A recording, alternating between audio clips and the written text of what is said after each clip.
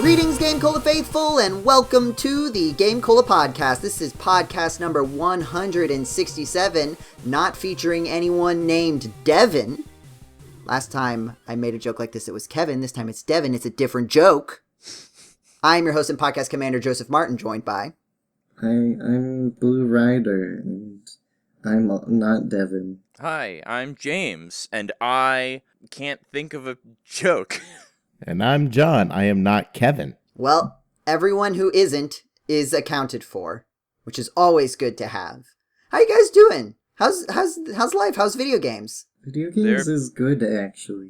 Video games is my life. That's a controversial opinion these I don't days, know. Blue. I gotta say. I don't know. Video games have been a little rough sometimes, you know? This just in, Blue says there are no bad video games for any reason.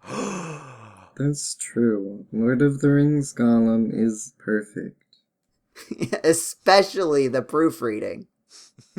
Oh no! Well, that's I how haven't it got heard anything so... about the proofreading. That's how it got so perfect. Is because it was so well proofread. It's so good that it's gonna get an Oscar, transcending mediums.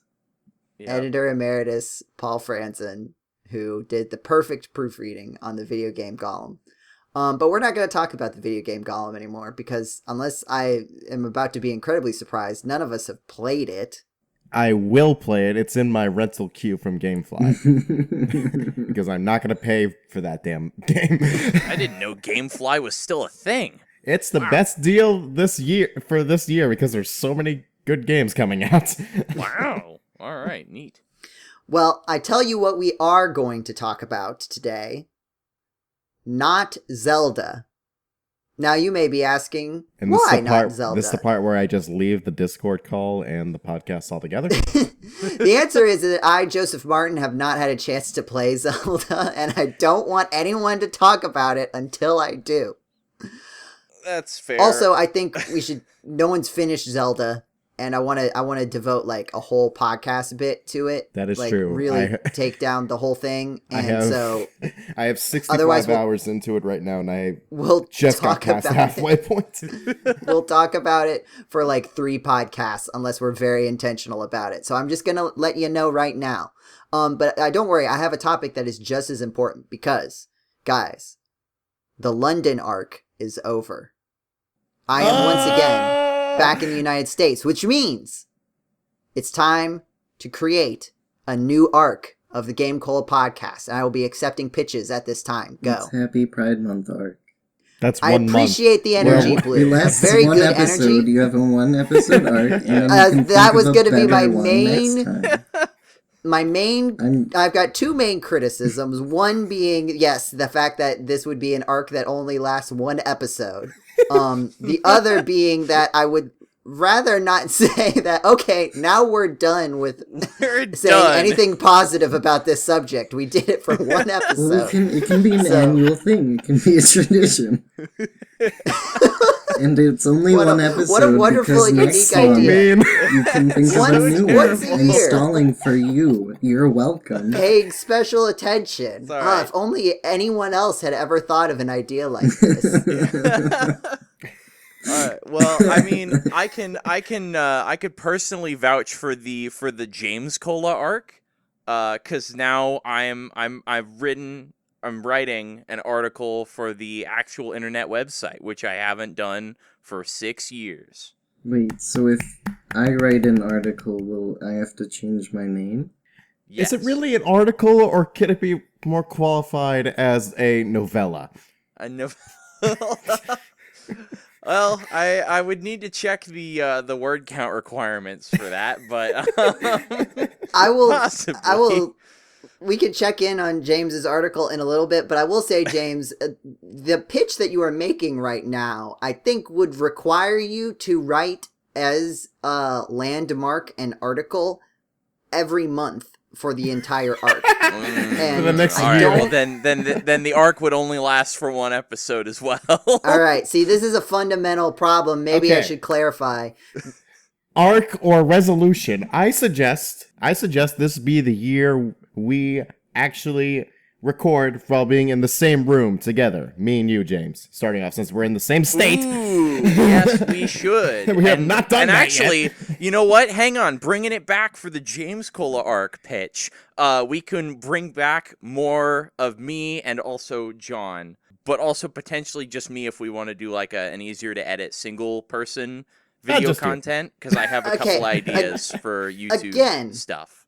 I have no problem with the content that you guys are suggesting, but this is not an arc that you are pitching. This is an idea, a singular contained idea that you are pitching. I'm just throwing out all the GameCola related ideas I've had so far. So. Right, but you need to. Okay, let's roll it back. Let's roll it back a bit, because remember the London arc. I, Joseph Martin, moved to a new country on the other side of the Atlantic Ocean just to give the GameCola podcast a cool arc, for no other reason.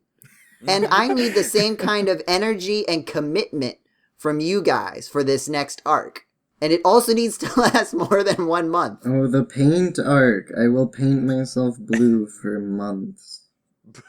Again, this is a podcast, Blue. That was an easy out. You can't. You couldn't prove I mean, that granted, I we didn't. could tell you were in London for the last arc. That's also So true. You didn't just start speaking in like British you could have slang. You could have been in Alaska the whole time. You could have just lied to us. Why else would Jetty have kept having the opportunity to make fun of me for saying holiday instead of vacation? the same reason we make fun of Paul for saying Mario instead of Mario. This is true. No, so it's not Mario. I want to make fun of Paul on correct terms. It's Mario. That's what he said. That's what Paul says. Mario. There's no Y. I know there's no Paul why. that It's much even more credit. confusing. That's why Paul shouldn't say Well, it. let's see. Well, it doesn't start yet, but after next semester I'll be graduating college. The graduation arc. You hear that? Again. The next arc is that James commits to actually finishing college. That is the post-college arc, aka the rest of his life. Yeah, the problem with so now we're on the other side. The arc also needs to end at some point, right? It's an arc. I see. And unless James has some interesting education ideas, I don't think he is going to stop having graduated college. Okay, but Joe, what if you had never come back from the UK? Right, but I could have at any point, right? Oh, I see. The final arc can be the final arc, but it can't be the final arc by definition. At some point. Right? Joe, You can't ungraduate college. Joe, I have to ask. You've been calling it an arc this whole time, but in terms of storytelling, an arc implies that there was some sort of character development since the beginning. Yeah, and there's Yeah. sort of So, Joe, growth can you have please elaborate? What has undergone? been your character development Please this arc? explain in full detail. Excluding your physical situation. I've already made this abundantly clear. I say holiday now instead of vacation. I see. So I don't the know what arc else was you- what do really you want? us What else do you making want fun from of me? Joe for his manner, for his sayings. All right, we have 30 more seconds before I'm killing this bit, so you've got your final opportunity to make suggestions. Oh, I love this podcast. The arc is that we actually play some video games. The .com arc, because there's the potential that one day we will buy the domain, GameCola.com. Okay, so your pitch is that this is the arc where we attempt to figure out how to buy GameCola.com. Yeah. And that All right. That consists has a chance of earning ending. some actual ad revenue on the YouTube channel. Yeah. But see, John, how can we do that if we're not going to talk about Tears of the Kingdom this podcast? Hey, you mentioned it. Stop it. Okay, all right. Well, we've been doing this bit for like 10 minutes, so I'm going to kill it now. So, GameCola listeners, anyone listening to the podcast, of the arcs that were suggested, pick your favorite. Tell us what arc we should do. If you have any suggestions for arcs that are actually arcs, the bar is very low for you to make a better suggestion. Let us know what you think. But now, I clapped. I don't know if you could hear it, but I clapped. Now it is time to talk about video games. There are a few things we can talk about the Game Cola podcast. One topic is Game Cola itself, which is why we could talk about arcs. The other topic is video games. I had an idea for a video game related topic because I read the article that James will be posting soon. TM. It is about, I think you've mentioned this, it's not a spoiler to say that it is about Xenoblade Chronicles 2. Mm-hmm. And I read that article. And in that article contained a piece of information that is not a spoiler, so we can have a discussion about it. You mentioned that in the side quests in the game Xenoblade Chronicles 2, which is a JRPG style where you fight in battles and you gain experience points, but if you gain experience points in side quests, they are not automatically added to your character's level. You get to do that manually. You get to decide. Yes. I'm glad you that was said an that. Interesting thing to me. I'm glad you said that because if I played the game, it would have taken me forever to figure that out. Yeah. Well, they tell you about it. I was thinking, right, because like here's the thing about RPGs a lot of the time is like figuring out how to do leveling in a modern sense can be tricky because you don't want to make it feel like it's taking a long time. But at the same time, right, if the optimal strategy is just to grind over and over again, that can be frustrating. Also, it can be weird to have characters leave and join the party as part of the story because then levels get unbalanced and it's like, do you spend the extra time to try to rebalance everything, or you do this, you do that? What do you do if you have a rotating party? If you take something out, oh no, now they're not up to level, so you got to figure out, well, then you just keep using the same characters because they're at the appropriate level.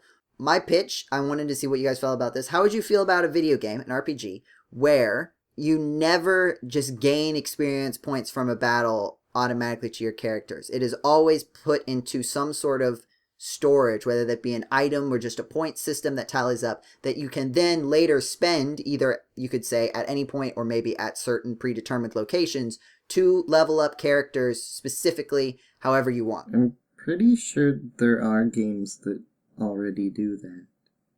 That was going to be a follow-up question. Do you know of any? Final Fantasy X? Well, but you also just straight earn experience from battles and level up, and your stats go up as a direct result of that. So it's not entirely, because even in Xenoblade, like, it's EXP from battles goes directly to your characters, but EXP from basically any other source, and that also includes exploring the world in addition to just side content. That's a really interesting question, honestly. If you did that for all EXP, full stop. Yeah. I can't think of any games that I can't do think that. of any, but I feel like I have played them.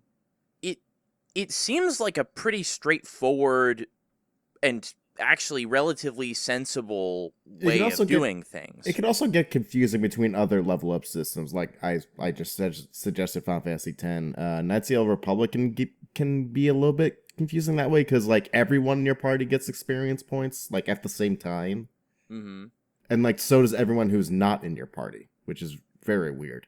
It's like everyone just levels up with you. Right, well, so that's why I was saying that, like, take it as, like, you treat it as, like, an item, right? So it's not, like, and maybe you don't even call it experience, right? It's some item that you get for completing battles that you can then spend to level up characters as you wish.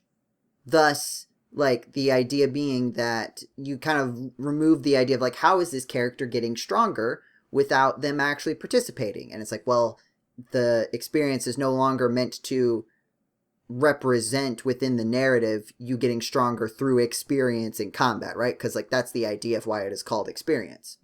So you reframe it, but still have the same underlying mechanic and keep it intentional. Like the question would be then, like, will that make battles feel more slow because, right, you don't ever get the like, oh, I just completed this battle and now I'm leveling up. It's always something that you decide to do.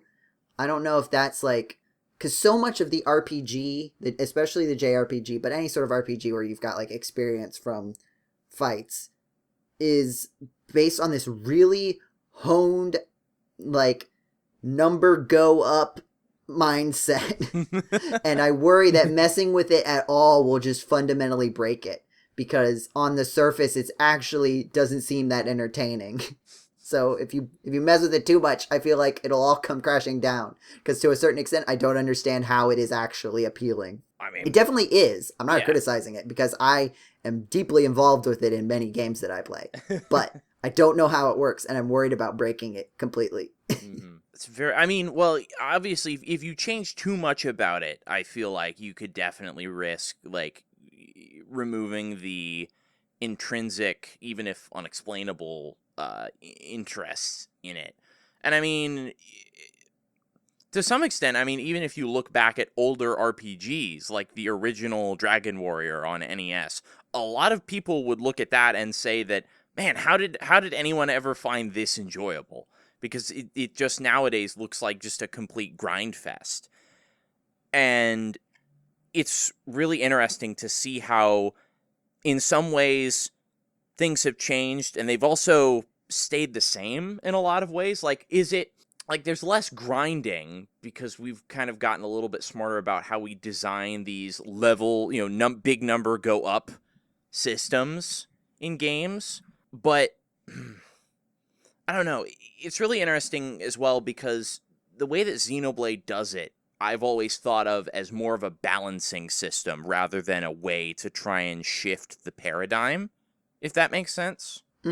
Right. Yeah. That's why I kind of wanted to present it in a different context, because Yeah. I feel like it is inspired. The question was inspired by the way you described how certain things worked in Xenoblade, but I don't think Xenoblade is really doing what I am suggesting here. Right. I want to also say that I feel like my fears are not unfounded, because you can definitely un-RPG your RPG. Case in point, Paper Mario Sticker Star. Oh, like, gosh. that is, those memes where it's like, screw you, unblanks your blank? Yeah. It's like, Paper Mario Sticker Star is definitely like, screw you, un-RPGs your RPG. Yeah. Yeah. I mean, Paper Mario Sticker Star is just an example of how to fundamentally make lots of very bad game design decisions, to be perfectly honest. Like, it's not even just un-RPGs your RPG, it's just unfunds your video game, really.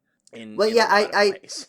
I definitely get that. It's also just like, to a certain extent I can appreciate like the initial idea of like, hey, let's challenge the paradigm of like what makes an RPG an RPG. Right.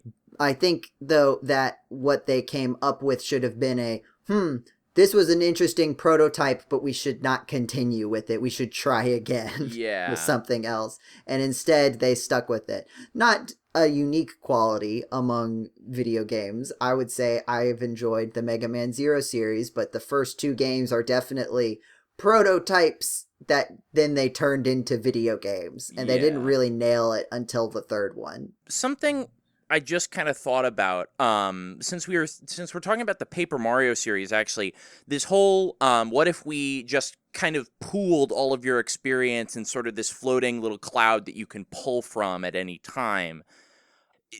It kind of makes me wonder, EXP, again, is numbers that kind of go up a lot. The amount of EXP you need for each level goes up and up and up. And it kind of makes me wonder if such a system, we could kind of change, if it would potentially facilitate or make possible a system kind of like the earliest Paper Mario games, where the numbers are all very small, relatively speaking. Like, you're not getting 500 experience from enemies. You're gaining 1 or 2. Mm-hmm. And so, and in that case, kind of like you said, it would be more like a point system. I'm thinking along the lines of, this is still a different system, but John brought up Final Fantasy X, and I think of, immediately when I think of that game, I think of the sphere grid, which I think that has relatively small numbers of points needed to unlock each thing, but like bigger abilities take more points, etc. And I think that if you wanted to change the experience system entirely, I feel like you might just want to make it so that you're not just upping, would you be leveling up your characters in levels, or would you be putting those points directly into, say, their individual stats, their individual abilities, to upgrading points about them? Mm-hmm. Okay, yeah, that's a good point, right? Like just dispense with the whole like level idea and just say like you get these points and you just directly edit the stats instead of leveling up the character. Right. Um I guess then the issue would be like how do you, because a lot of the time the way characters stats increase naturally just by leveling up, even in games where you can kind of augment it beyond that. Yeah. Um those natural leveling up stats and like which ones increase more and which ones increase less serve both a gameplay but also a narrative function of describing what this character is like and how characters are different from each other, right? So like you got a big beefy muscular guy, and part of it is you want to have a guy, you know, it's there's an archetype of a character that does a lot of damage, but also the fact that this character's attack goes up faster than their speed, like, I see. informs you about the character. And if you're just given a blank slate for everyone, then you lose some of that in the system. And that's not depending on, you know, right? This is a system. And so you could adapt that to a narrative that would fit the system. Well, but you wouldn't just be able to apply it on like a blanket, especially if you had like a really story-driven RPG. Right. And I hate to admit it, not really, this is just a joke, but many RPGs also tend to be pretty invested in their stories. I believe that is a very common connection made between two elements of the medium. It's generally... You can argue with me if you would like to. I'm not going to argue with that. But I do, not to, if anybody else has other thoughts they'd like to add, go ahead. Thoughts? All right, I'm going to take that as... that was I'm going to take the awkward silence as permission to continue. All right. Yeah, well, I did have I was going to ask maybe an easier question to answer. Yeah. Can you think of an RPG, aside from the ones that we've already talked about, that like did something with the sort of experience leveling up sort of standard formula that really stood out to you in terms of, not necessarily in terms of like doing something different, but just like, even if it's like, oh, the standard way, but implemented in like an interesting way. Like the first thing that comes to mind for me is like the Mario and Luigi series, where you've got like two characters and they level up and they're also Mario and Luigi. So like, but like the way that they come up with like just a custom RPG system just for these two characters, and like how that develops over the course of the game, which is very unique. I don't think any other game on the planet has stash points. Well, I don't think any other game on the planet has points labeled stash points, but plenty of RPGs have a like luck the luck stat. That's true. Yeah, but like interesting things about, like, I've read, I think this, I'm remembering this correctly, that like the characters gain levels at different rates. Like the amount of experience needed for each level is different because there are sections where you will end up playing as only one character. Like one of them will get removed for the party. And so they want to balance it out so that over time they trend towards being at around the same level by the end of the game with all the stuff that happens. So like that only works because it is a game with 2 characters or 3 characters or 4 characters. And so everything is very tightly maintained over the course of the game in a way that like an RPG with a bunch of side quests and a bunch of characters would be different. So that's the sort of thing that I'm talking about. If anybody has anything they would like to add. I said before with Knights of the Old Republic, it's where it's like it doesn't do the thing where like only people in your party get experience points. It's like it's you, the 2 people in your party, and then everyone else like in your characters that are like on the ship that can be in your party that are not. They also get those experience points, which is very bizarre. So it's like you'll have like friggin' Zalbar the Wookiee in your party for like half the game, and then when you finally swap him out with someone who's never been in your party, that person has to level up like 10 levels already. It's like that stuck out to me, and I thought that was very convenient and not a so that they were already basically kept up with you just because like very easily.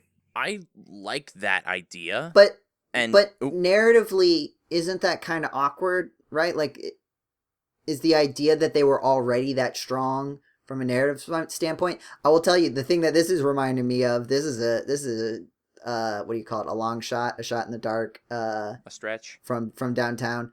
Sonic Chronicles: I The played Dark that game Brotherhood for 10 minutes and I couldn't stand it. also does this. I beat that game. I beat that entire video game. I'm so sorry. I don't know what compelled me to do it. I didn't purchase the video game, my brother did. So I could have very easily had a plenty justifiable reason to not touch this video game. But I know I played that whole video game. It was interesting. It was very awkward and weird. We could, I don't want to go into it. I already did my bit, but so that I remember that being an awkward thing where, like, you know, Sonic starts out at level 1, Sonic and Tails or whatever start out at level 1, and then they join up with other characters who just so happen to be about as strong as they are wherever you are in the video game. Yeah. And it's sort of like, well then wait a minute, like these is like effectively a peer group. That it's not like all new people. So like, what's Do you know why that is? The Because that was made by the same company combat that made Knights ability. of the Old Republic. Yeah, it's BioWare. Is that actually true? And they made Mass kidding. Effect, which I believe has the same system. Wow. Interesting. Well, then I guess that explains why it was so evocative. And you know, it's interesting, Joe, that you talk about how it's a little bit like, you know, from a story perspective, that's kind of weird because you're like, wait, so this person just joined my party for the first time, but their level is roughly the same as my character's current level who I've been playing through this whole time.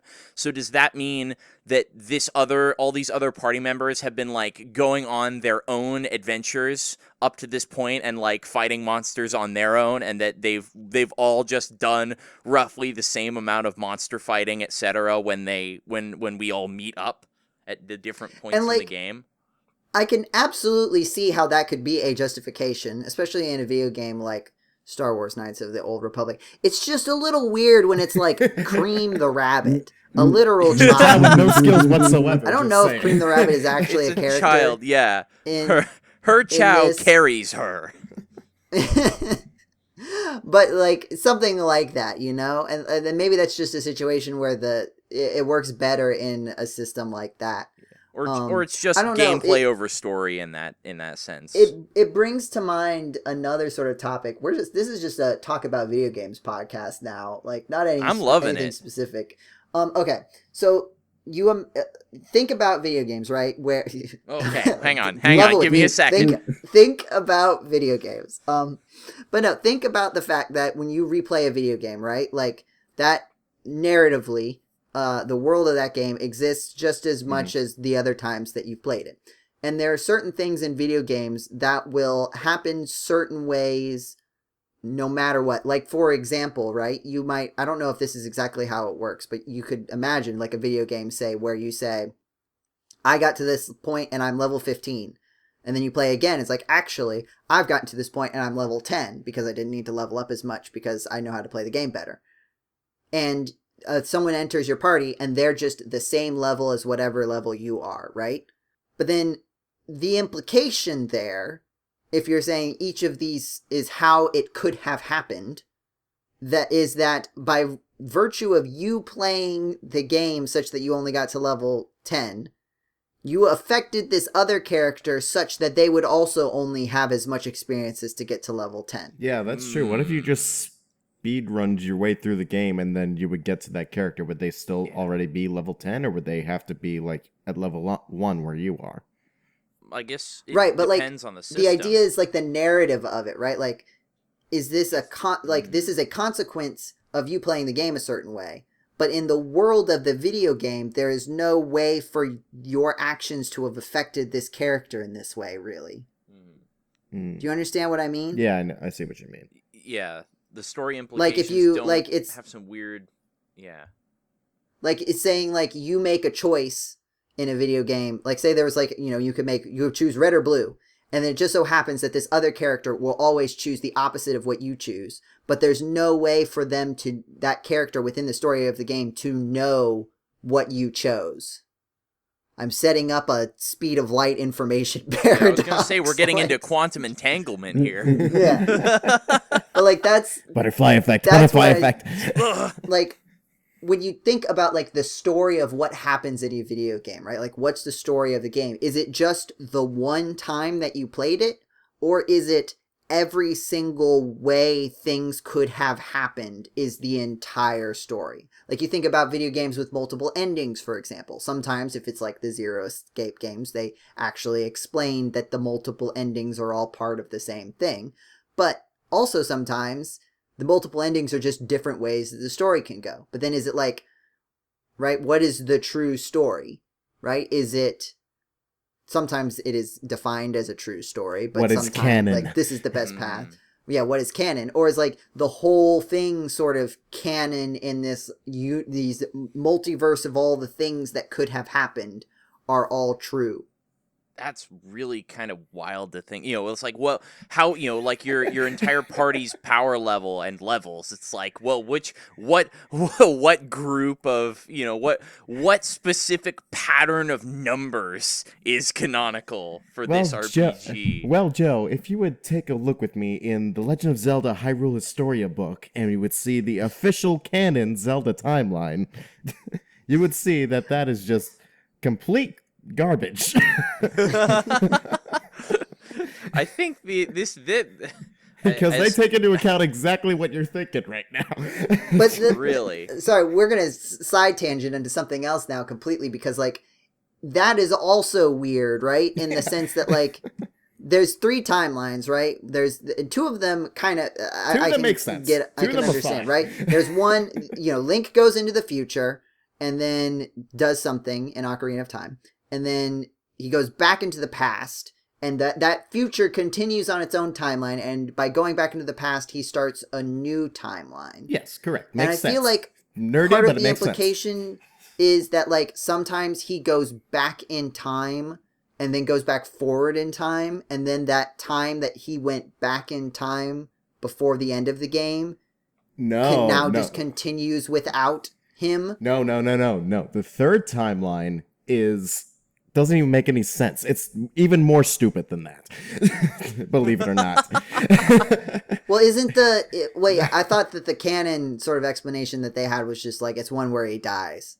Yes, that's it. That's the stupid one. That's the really stupid one. Does it say that he dies or that he fails? He straight up dies. Okay. He's like, if he in the battle with Ganon at the end of Ocarina of Time, it's the possibility that he just dies specifically at that moment. Yeah. Because like that's the weird thing. Is like that could happen in any video game, right? Also, it still doesn't make any sense because Ocarina of Time is not the only Zelda game that deals with time travel. This is also true. It makes no sense. It's like Skyward Sword has time travel. It's like, I mean, but to be fair, where's the split there? It doesn't make any sense. Fair. It could just be that no interesting video games happen in any of those split timelines. Not yet. Yeah, exactly. You could fill in the blanks later, but it's not that they don't exist. It's just that they haven't made any video games about them yet. Is that the timeline where Triforce Heroes takes place?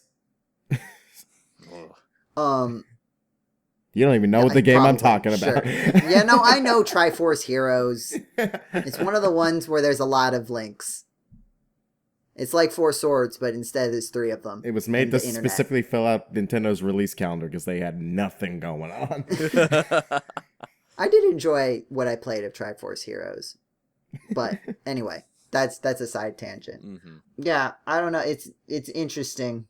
I feel like I had a different point to make with that, but were you gonna bring it back to your this was the point I was gonna make, because like, do you guys ever think about like, I remember this happens a lot generally, but this is one moment that sticks out. I was watching a friend play Horizon, what's the first one? Zero Dawn. And there was a part where like they climb up this cliff and speak to this woman, and she's like, "Oh no, I can't find my brother. He must be lost somewhere." And then Aloy, the main character, is like, "Don't worry, I'll find your brother."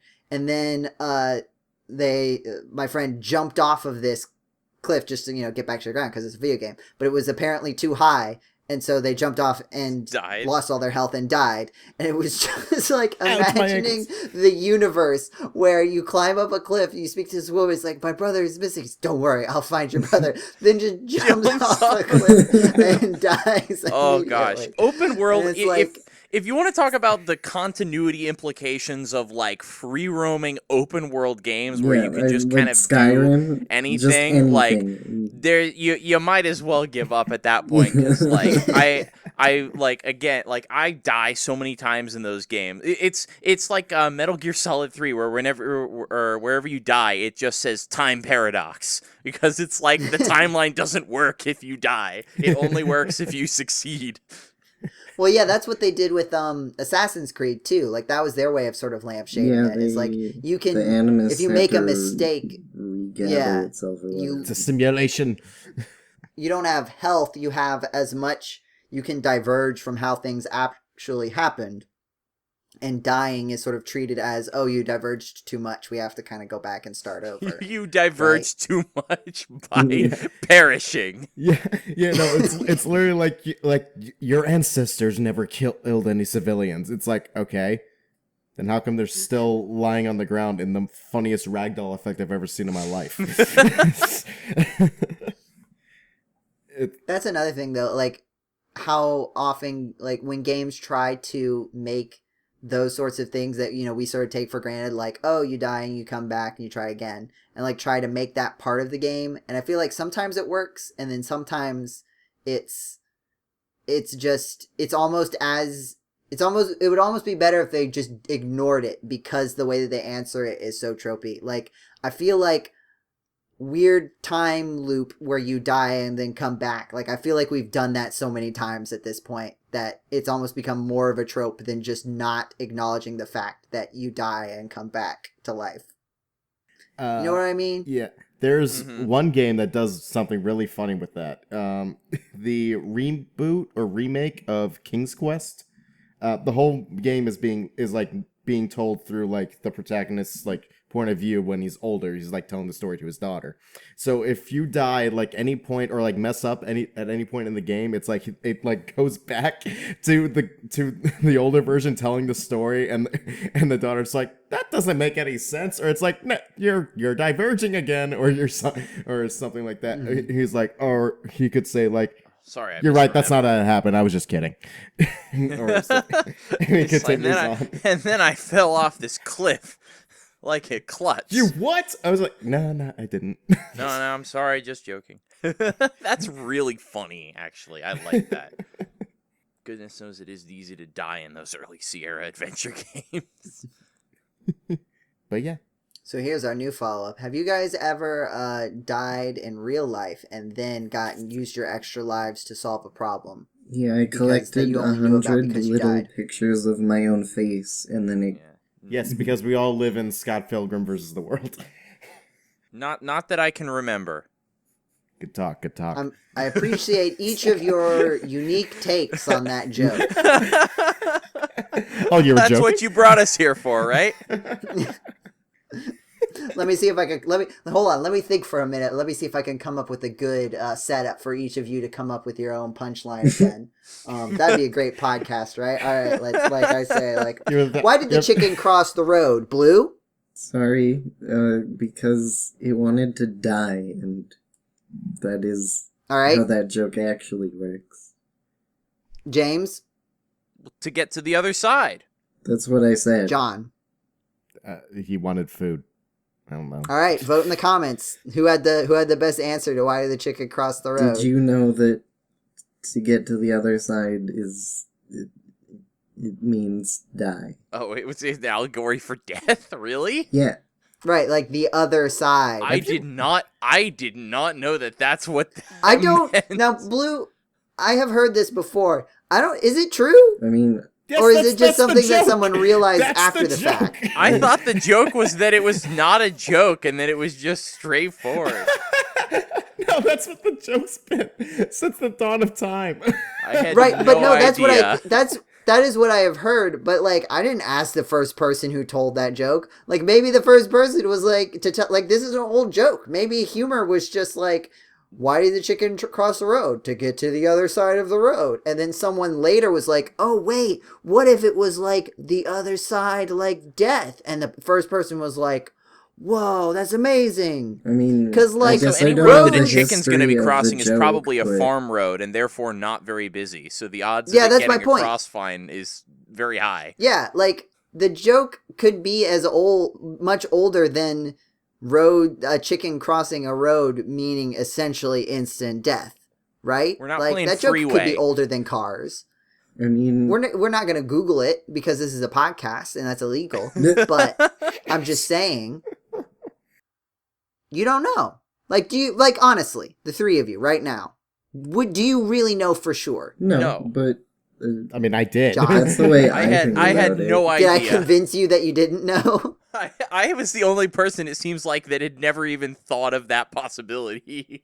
John, what's your stance on it right now? I knew that was the joke. Like, I probably didn't know it when I first heard it in, like, 2nd grade, but I eventually understood it.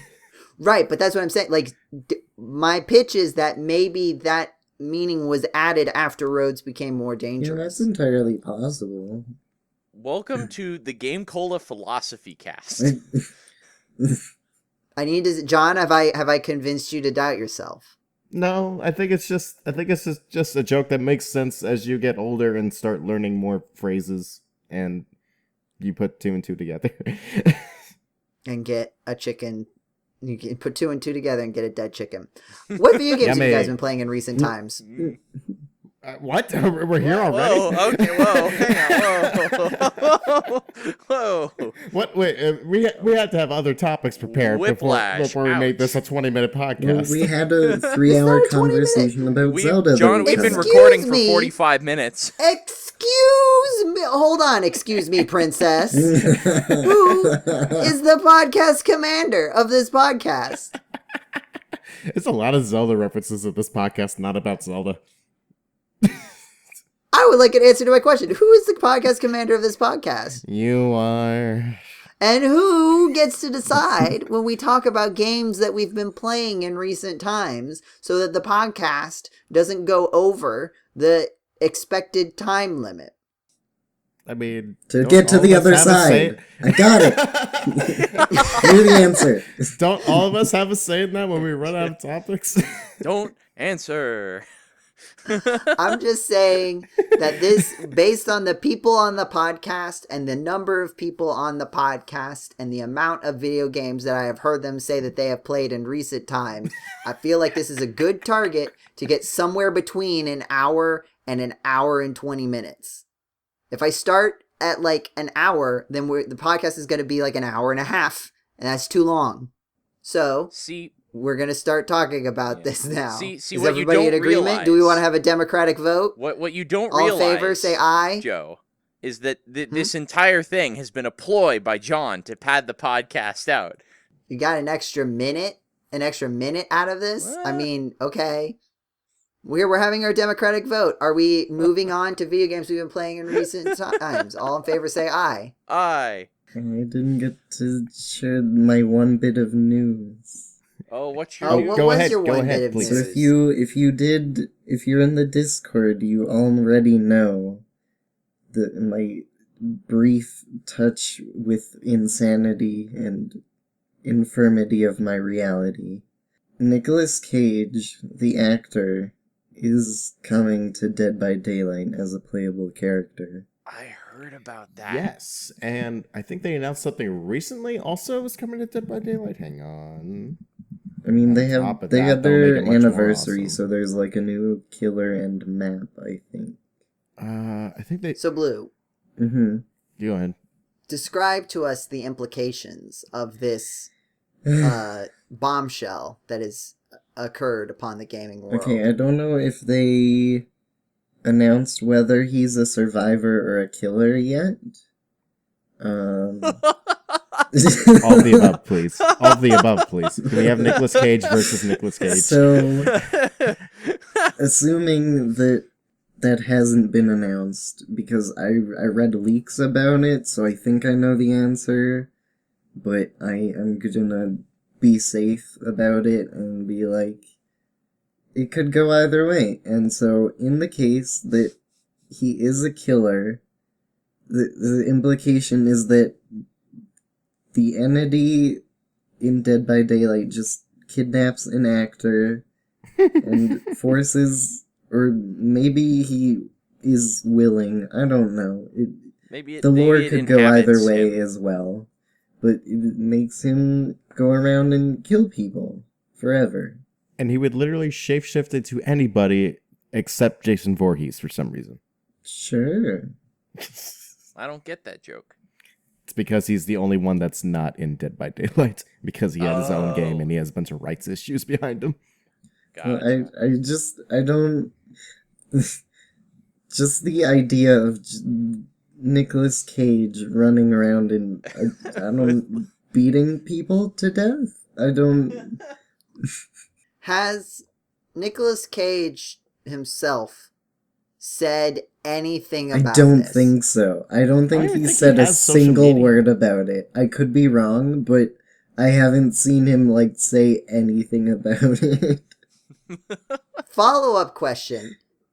Do we have any reason to believe that Nicolas Cage knows that this is happening? He provided his voice talents to the trailer. That is true. He was in the trailer. And at the very least, his lawyers and agents know exactly what it is, and all he knows is that he came into a recording booth and said some lines. Yep. Yeah. That's the thing, right? You can, a gig can be a gig, and when you're an actor at that level, right? I'm sure you do lots of little things where it's you leave it to your manager or your agent, and they just say hey, we got, this is gonna help pay the bills for a bit. Just read these lines, and you just forget about it because you do so many of them. The original voice actor for Wesker in Resident Evil didn't even know he was in Resident Evil until decades later. Yeah, that's right. So, I understand that he was, present, but, he may have forgotten. It may have been a footnote to his day. He may have done, 15... Not to say anything negative about Death by Daylight. The game is obviously a phenomenal success. I just mean in terms of, reading a trailer, yeah, I mean, that might not have been the most interesting thing about his day. Also, this could have been... He could have recorded this, 2 years ago or something.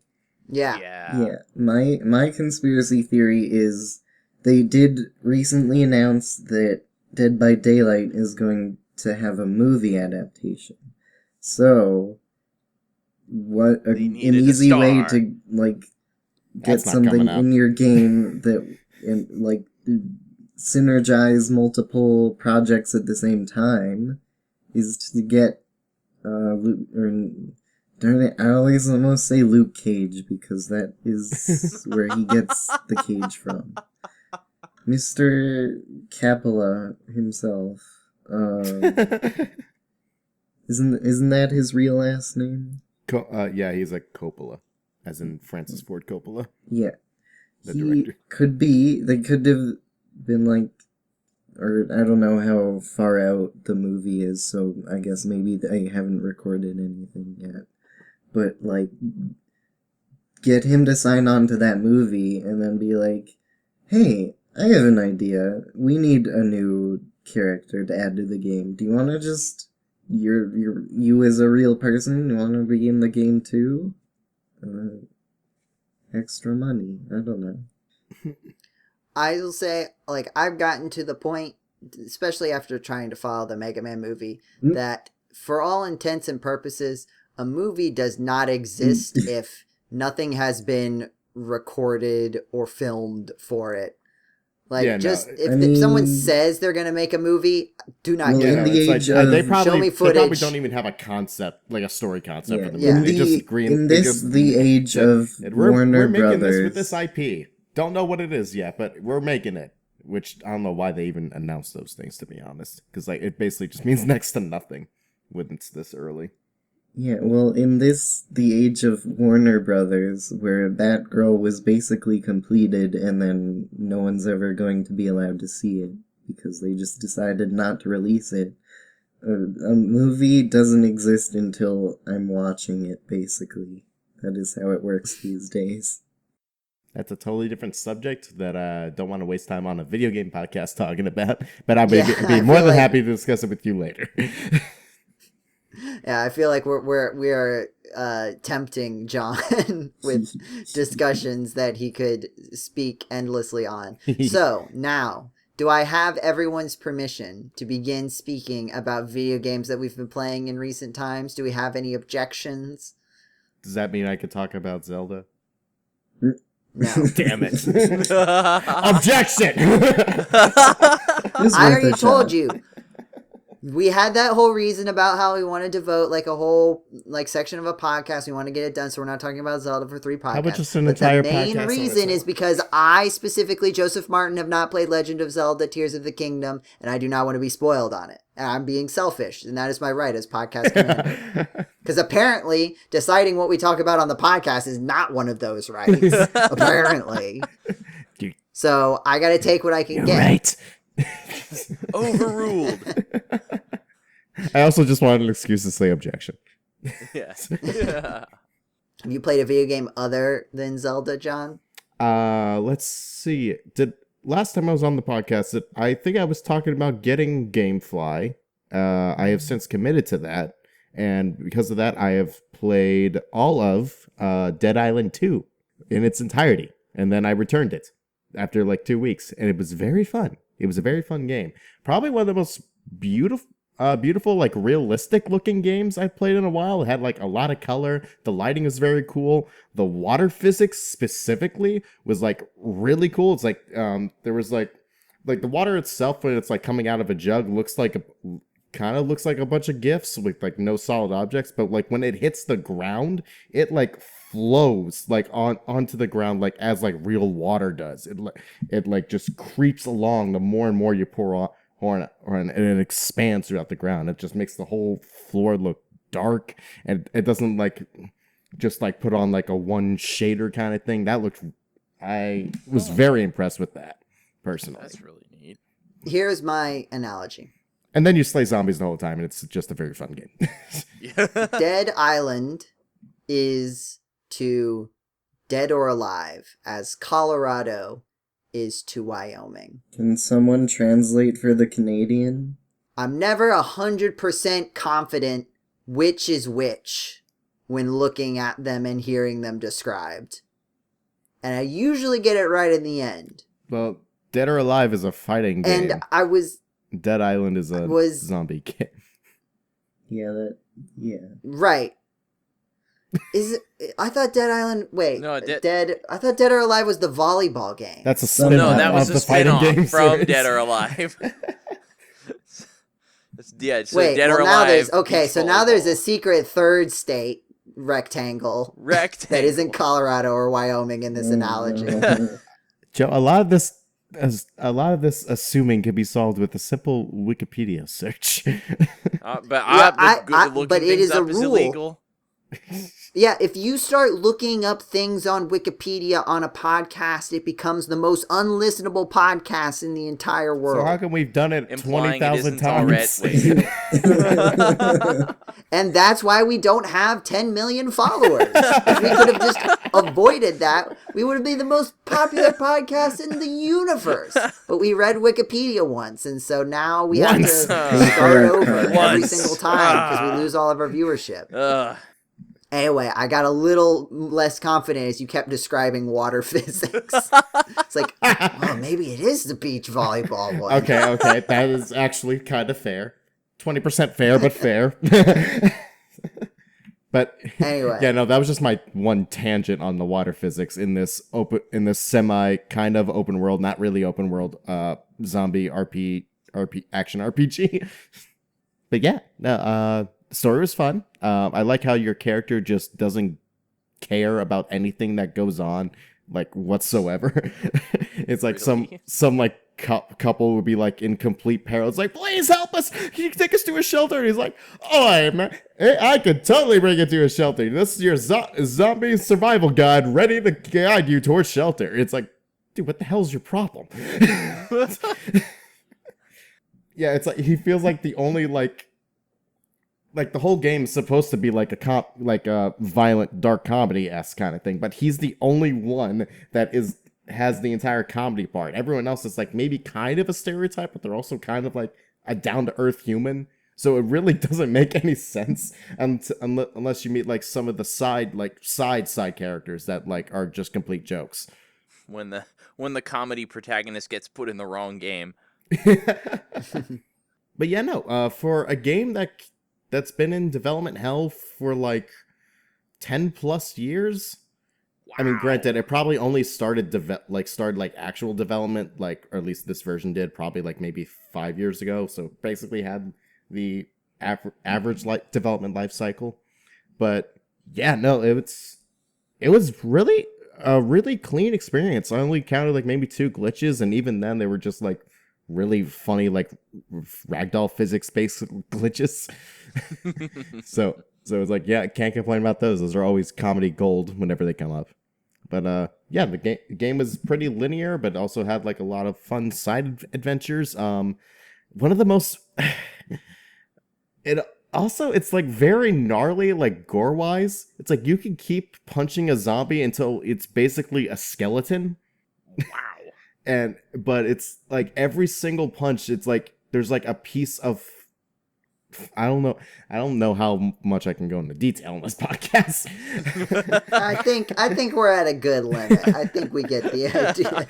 I'm sure there's like a 20-minute video on YouTube of someone punching a zombie in Dead Island 2. So have fun. But yeah, I've been playing that, and the next game I'm playing was going to be Star Wars Jedi Survivor, but that was in high demand apparently, and I didn't get my copy next, so I got a copy of Trek to Yomi instead, which was just recently put on. I thought you said Shrek. I thought you said Shrek. That's what I thought too. Shrek to Yomi. It does tend to happen when I talk a lot. I just start mixing words. But no, you definitely said Trek. My brain is just broken in a very specific way. But funny enough, that game was also just added, or at least it's going to be added this month onto PlayStation Plus, so I could just return the disc and still play the game. Nice. And then hopefully I'll get Jedi Survivor next. If not, I'll probably end up getting Lord of the Rings Gollum next. Which I just want to play just for laughs at this point. But yeah. I also beat Super Mario Brothers 2 USA, the USA version on the NES, and that was a very fun game.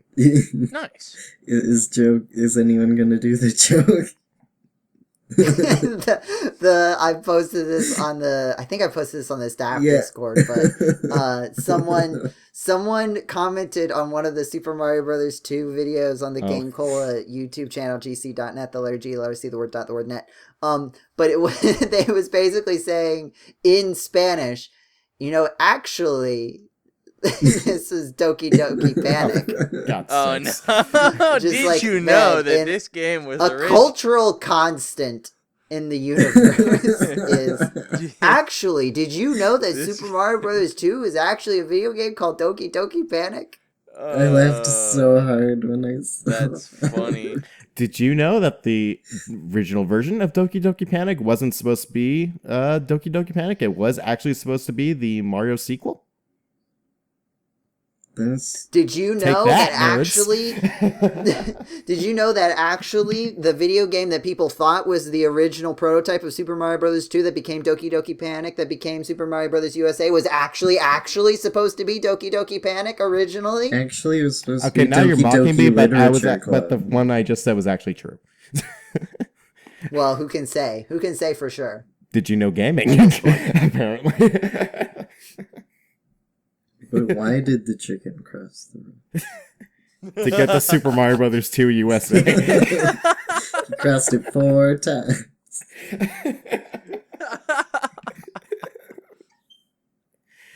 That is probably the nerdiest joke I've ever said in my life. That was great. Blue, quick. What video games have you been playing? Quickly? Okay, I played... Well, no, quickly start. You don't have to quickly describe. Just start quickly. Take your time. So there's... PS Plus has been really great because there's a lot of games that I've been wanting to play for a long time, but they're super expensive. Like But Shrek to then Yomi. on there, they're free, air quote, unquote.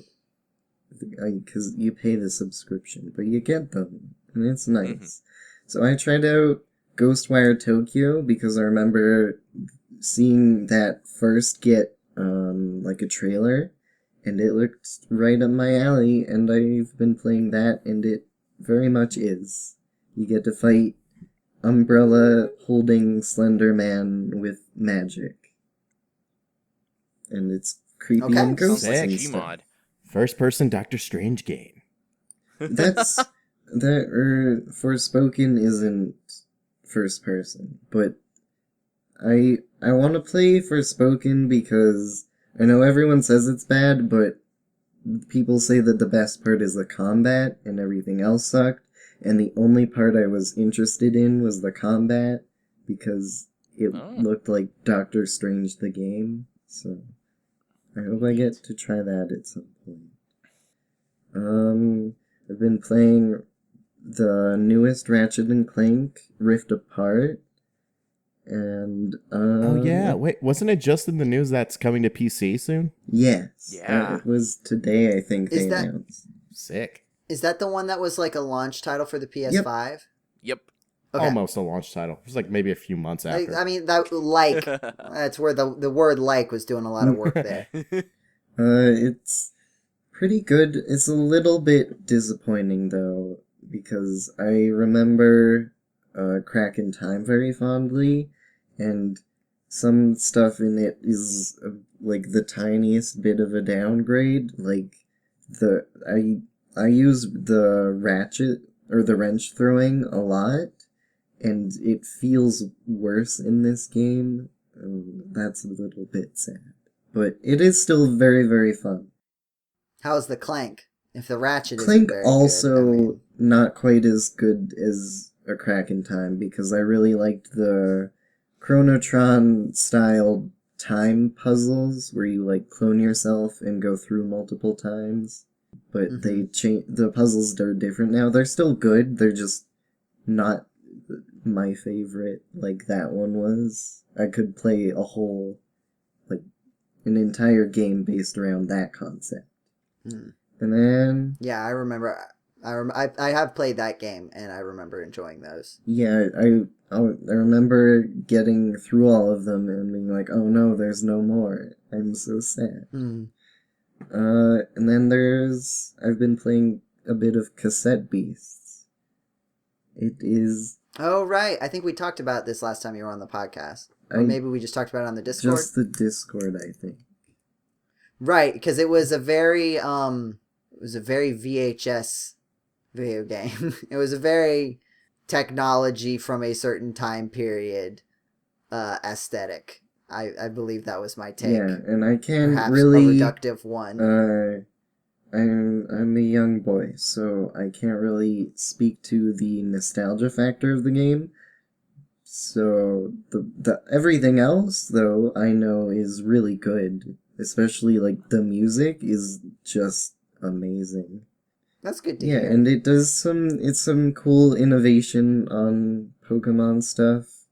Like type advantages, like instead of doing just this type is powerful against this type and does extra damage. There's like reactions, like a fire attack will melt a plastic monster and turn it into a poison monster because burning plastic releases poisonous gas. And like you can strike like a sand monster or something and it'll with lightning and it'll turn to glass, and then you can use sound waves to immediately kill a glass monster. And this was also one where the idea is that you record the monsters in the wild and then you turn into them with your magic. Yeah, so cassette tapes device, are basically Pokeballs, but you, instead of throwing out your Pokeball and having Pokemon, you actually turn into them. So I guess functionally they become sort of armor because your person does have hit points. So it's like if in Pokemon you had to defeat the opponent's Pokemon to attack the trainer directly. Like Yu-Gi-Oh! It's like a lot of things. You mentioned it's like Yu-Gi-Oh, but do you know what I was thinking that it was like? Can you guess, Blue? Mega Man Battle Network. No, not quite. Something a little more on the nose. I don't... That maybe you and I specifically have had many conversations about.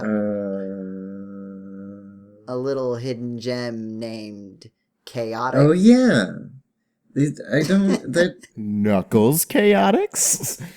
No. That's not quite the same, because in Chaotic, if you... Like, you become the... I mean, in the aspect that you become the monster, yeah. But you have to... Yeah, when the monster goes away, then you attack the person that was behind it. If you do that while you're in the battle drome, you get kicked out and arrested probably for attempted murder.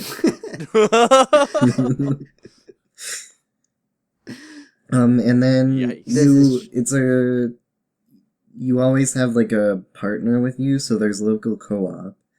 And you can fuse your two monster forms together. So any two monsters in the game have like fusions with every other one. So that's really cool too. And are they all custom, or is there some sort of like automatic generation? As far as I'm aware, it's all custom. How many monsters are there? I think there's... How many base monsters are there? I don't know for sure, but I think it's around like 120-ish. And you can like evolve them, and there's also special conditions, like if you train one more at night, it can turn into a different monster. So there's a lot of stuff like that adds to the variety and is Pokemon-esque. Yeah. And I like touches like that make it not just straightforward. Mechanically it definitely seems really cool. I do wonder, like, you know, sort of like we were talking about before, like messing with the formula. Like, I feel like the emotional connection in the sort of way that Pokemon is framed, where these are like super powered pets that are also smart enough to be your friend, right? Like that's kind of the pitch, right? And so you can form a virtual bond with one of these creatures because it is separate from you. Whereas like in this game, you're not bonding with a particular creature, you are turning into a creature, which like that can be its own sort of like fantasy. We all watched Ben 10 and Mystery Dungeon. So like you do go out into the wild and fight these real animal things, and you beat them up and record them so you can become them. So you can like pretend that you're sending them out. I guess that's sort of what I default to because I've played so much Pokemon. Right. And like, no, but I get, it's like, I don't know, like I think about why Pokemon managed to become the thing that it is now. You are absolutely correct that there's...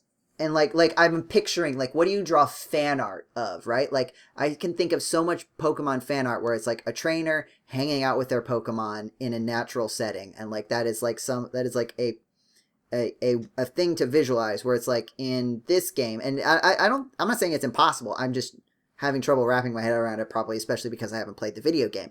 And maybe you can help with this. It's like, what is the fantasy? Is the fantasy just limited to turning into a cool creature like Pokemon Mystery Dungeon or Benjamin Tenjamin or something like that?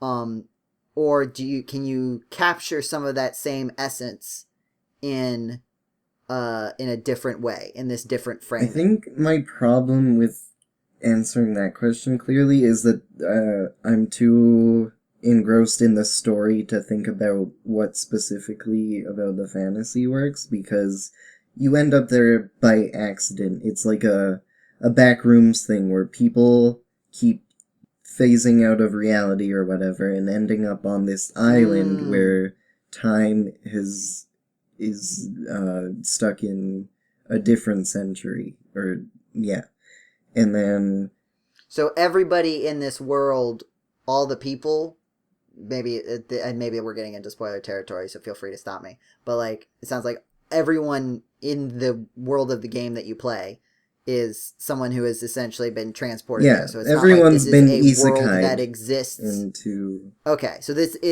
there's not like that element of like, here is a fantasy world where you would live in it. Yeah, it's how do I kind of get like- home from here? And then... Right, and that's less of a fantasy. Yeah. In that sense. Like, isekai can be a fantasy because sometimes they don't care about getting But in back. this specific case... And sometimes it is awkwardly Sorry. just left unaddressed, like in Pokemon Legends, where your character is ostensibly a child from modern times who seems to have no qualms with, like, not figuring out how to get back home ever. And so there you can kind of have the fantasy of, like, I don't know, leaving everything behind. Like, there's part of a reason that, like, that kind of genre is, like Trapped on an Island is, like, a genre. It's, like, it's terrible to be away from your family, but, like, I feel like it's also fairly common to imagine, like, oh, man, what if I was all alone on a desert island? How would I live my life? What would I do? Yeah. You know, it's, like, a core... I think it's, like, a core thing in, like, why Minecraft, right? Like, that's a core tenet of Minecraft as a concept. Yeah. And, of, like... Another... Yeah. Like, there's also, like, horror aspects to the story. So, that's why one of the reasons I really like it. So... I can appreciate that for other people. Would not be my jam. Yeah, it's got, like, slightly creepy vibes for, like, boss fights, I get. I think I can say that without that being a spoiler. Yeah, I feel like I might have an inkling of how that could go. Now that it is not meant to be like a... Now that I understand it's not meant to be like a, oh, well, look at this cool world that these people live in. And more of a like, look at this dangerous situation these people are trying to get out of. It's very pretty and the vibes are good. And, the art is... They do some things I really love when media does with the art style. So I guess I think that makes sense and doesn't spoil it. It is, yeah. They did a good job making the game, and I am glad I played it, and I would recommend it to other people as well. Just like Blue said at the beginning of the podcast, all video games are good. There aren't any bad ones, including Cassette Beasts. And then there's Cassette Beasts, which is the goodest game, obviously. Because no games are bad, but some not bad games are less not bad than the others. James. Yes. What good video games have you been playing in recent times? Oh, what a wonderful question. Well, in addition Thank you, I came up with it myself. Oh, good. I'm glad you didn't steal it from someone else. Well, let's see. In addition to the game that shall not be named, I have also been playing the DLC expansion, the side story for Xenoblade Chronicles 3. 3? Hey, James. Yeah. James. Yes. Xenoblade Chronicles. Please. Xenoblade Chronicles 2. I heard the physical pain in his voice. As he was Xenoblade Chronicles. I refuse to call it this. I refuse. Just like Splatoon. Splatoon and Splatoon. I would like to motion that we can only jokingly refer to games like this if it's stylized that way in the logos. That's I kind of agree. I'm gonna call it Xenoblade Chronicles, and you can't Would stop me. Would Xenoblade Chronicles 2 be the 4th or 6th game? I think it could be any of them, right? There was Final Fantasy X too. It would just be like that. Yeah, it would be a sequel to Xenoblade Chronicles 3. Yeah. So it could be. It just has to be at least the 4th game. Gotcha. Yeah. You're so smart. Where does Xenoblade Chronicles X fit into all of this? No. Well, obviously, it doesn't. Case dismissed. Yes. All right, James. Ignored. Tell us about the Xenoblade story Chronicles expansion. DL3. I can't discuss it too much because Blue here is still very early in the Xenoblade series. So I don't want to spoil anything. Technically, so am I, but you know. That's true. I mean, yeah. But anyway, I don't want to spoil people, so I'm not going to get into the story or anything like that. Although I will comment on the fact that Nintendo just kind of shadow dropped it on us.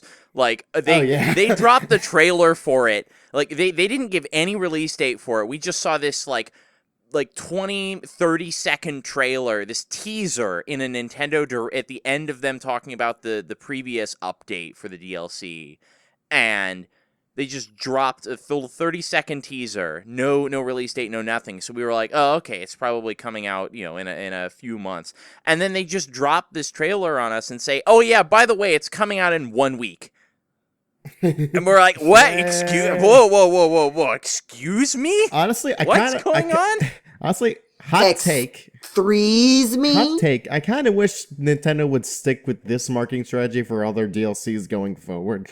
Instead of just having full 2-minute trailers during directs for a DLC expansion pack of a game that people will probably already bought and only appeals to the people who bought the game and not a lot of people who are watching the direct. Yeah, honestly, it's like in sort of the scarcity of it is almost kind of hype building in itself, because it's like instead of just constantly putting reminders about, hey, here's this thing, here's more information. It's like, hey, here's this thing.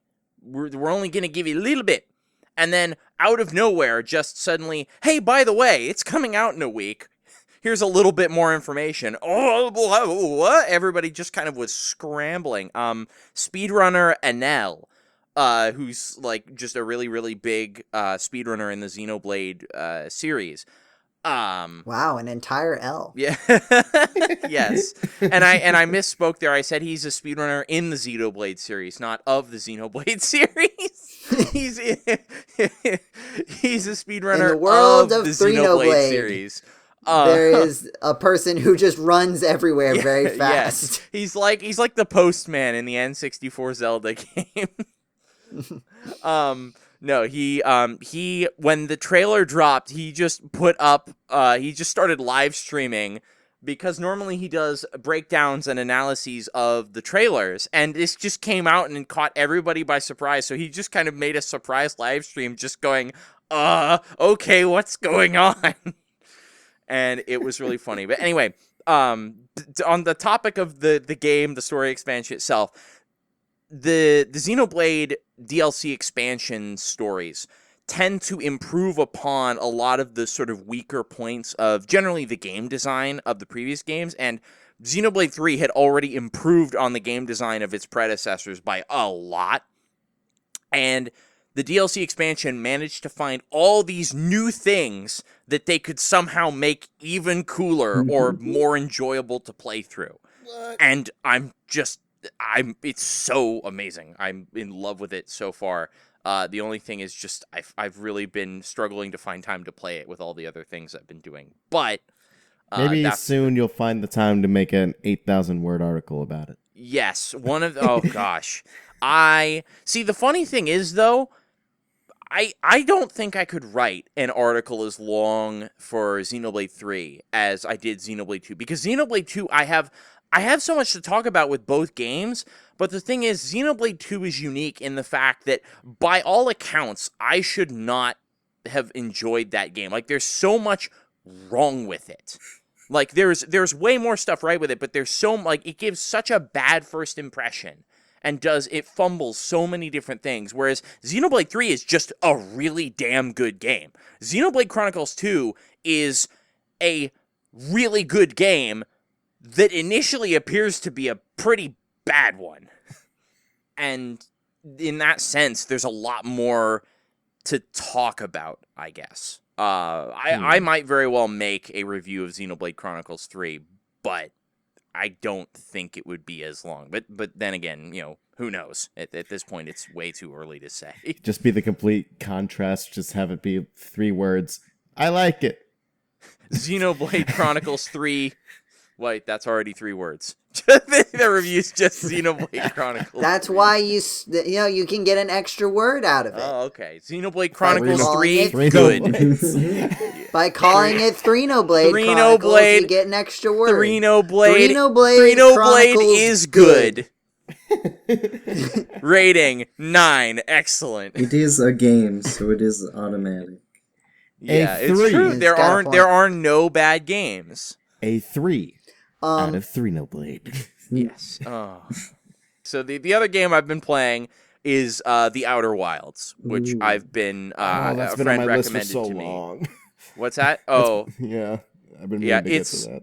I'd really had not heard anything about it, and a friend of mine was just saying, hey, if you like, X, Y, and Z, you might be interested in this game. And so I was like, okay, well, I guess I'll give it a shot. They actually gifted it to me because they really thought I'd like it, and I really appreciate them for it.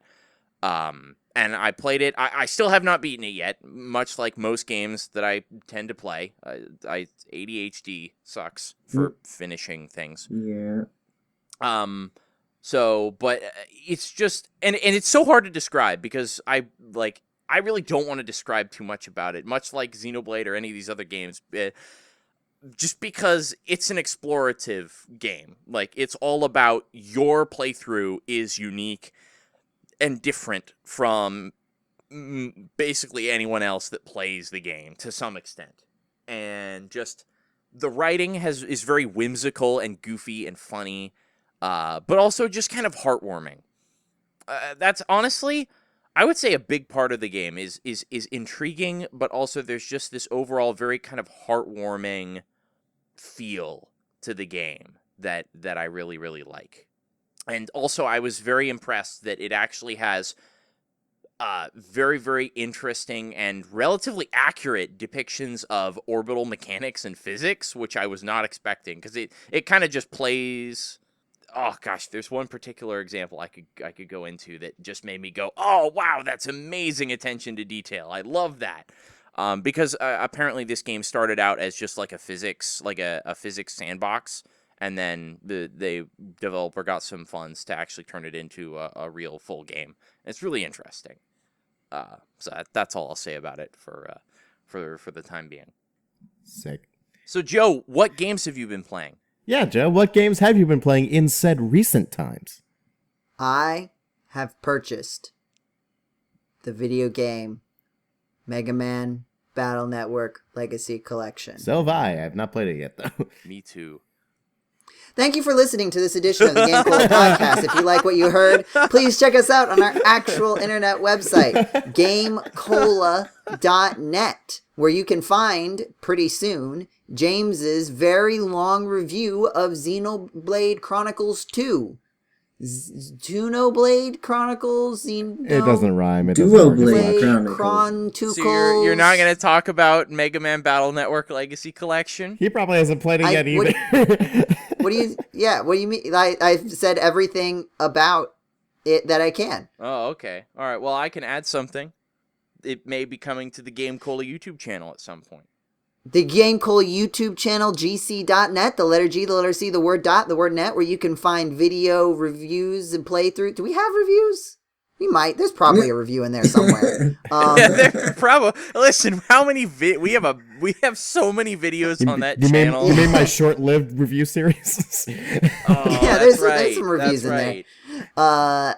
And the playthroughs, Super Mario Brothers 2, which was originally Doki Doki Panic, which was originally Super Mario Brothers 2, which was originally Doki Doki Panic, which was originally Super Mario Brothers 2. Which was originally not a game at all because it didn't exist. Yep. That's true. Which was originally Super Mario Brothers 1. You also got episodes of the podcast listed there, and you can like and you can subscribe and you can share with your friends, which is the best thing you can do for a podcast because we do not have enough money to run ads on anything. Yeah, you can also join us on the Discord where you can tell us things and we will see it and you can have fun conversation with us. Help us The choose Twitter- an arc. Yeah, you help us choose an arc for the podcast now that the London arc is over. You can find links to the Discord on GameCola.net, or you can find them on our Twitter profile, which is just at GameCola on Twitter, as long as Twitter still exists.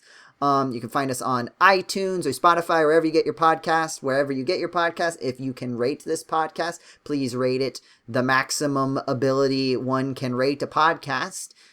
And if you've listened this far, then I think you should rate it highly. I don't know if you were going to rate it negatively. I don't know how you would have made it this far. to be honest. It's a little strange. And you should maybe reevaluate your priorities in that case. Mm-hmm. But if you like the podcast, you don't need to reevaluate anything about your life. You're doing great. You can email if that's the thing you like to do. Podcast@GameCola's.net. Have we ever? I think have we that's checked it. that I think email that's in a everything. while? Jetty checks it. Jetty knows when it happens. Jetty's on it. Don't worry.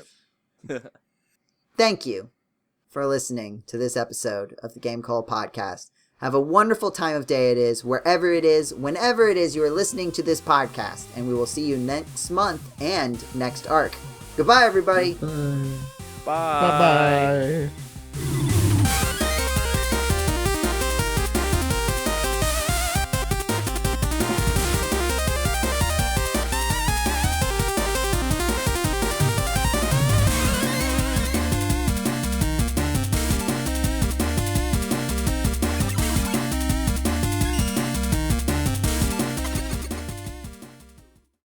I have purchased What? the Mega Man Battle Nerd. I had one more game I was going to talk about, Joe. Oh. Sorry, I thought you said... Okay, sorry. I thought you said this was the... Also, Oh. Joe, nobody asked you. Yeah. I can ask myself. This is true. Trust me. Yeah, but you Look, didn't. I've I got mean, a whole I- bit. I've I got a mean, whole... I Trust in the bit. can ask Trust in the bit. myself, I've got a too. bit. I've got a bit. Don't worry. I got a bit. Don't worry about it. James, what's your last game? Okay. Well, I was going to list two, but one of them's only like tangential. I could talk about it in like the Discord. But anyway.